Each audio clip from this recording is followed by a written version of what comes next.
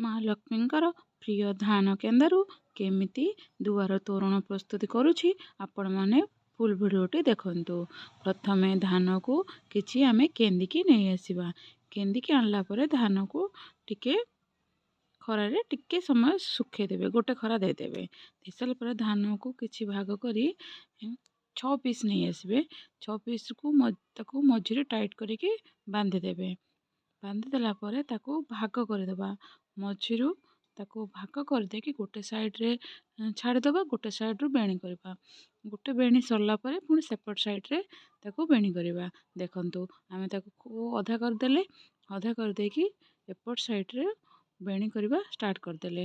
ଦେଖନ୍ତୁ ବେଣୀ ଯେମିତି ବେଣୀ କରନ୍ତି ତା ସହିତ ପୁଣି ଗୋଟେ ଗୋଟେ ଏଡ଼୍ କରାଯିବ। ଦେଖନ୍ତୁ ବେଣୀ ହେଉଛି ଆପଣମାନେ ସହଜ ଉପାୟରେ ଏ ଘରେ ବନେଇ ପାରିବେ। ମା ଲକ୍ଷ୍ମୀଙ୍କର ତ ପ୍ରିୟ ଧାନ କେନ୍ଦାକୁ କେମିତି ଆମେ ପ୍ରସ୍ତୁତ କରୁଛୁ ଆପଣମାନେ ବି ଦେଖନ୍ତୁ।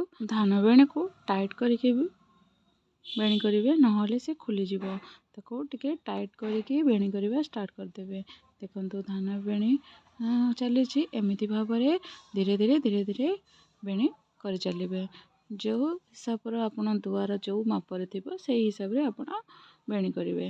ଯେତିକି ଦରକାର ସେତିକି କରିବେ। ତ ସେତିକି ଲମ୍ବା ଆମେ କରିଚାଲିଲେ ଦେଖନ୍ତୁ କ୍ରମ ଅନୁସାରେ ଆମେ କରିଚାଲିଲେ।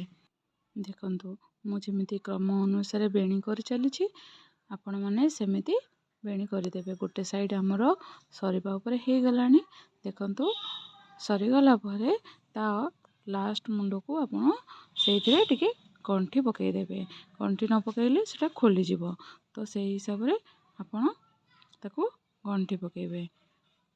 ଗଣ୍ଠି ପକାଇକି ସେପଟ ସାଇଡ଼୍ରୁ ଗଣ୍ଠି ପକାଇକି ଛାଡ଼ିଦେବେ।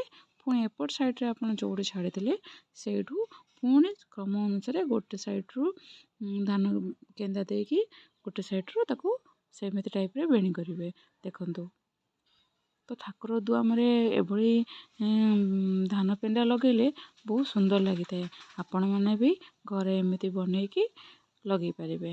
ଦେଖନ୍ତୁ ଆମର ସରିବା ଉପରେ ହେଇଗଲାଣି ଧାନ କେନ୍ଦାଟି ବନା ସରିଗଲାଣି। ଦେଖନ୍ତୁ ଧାନ ତୋରଣଟି ଆମର ପ୍ରସ୍ତୁତ ହେଇଗଲା।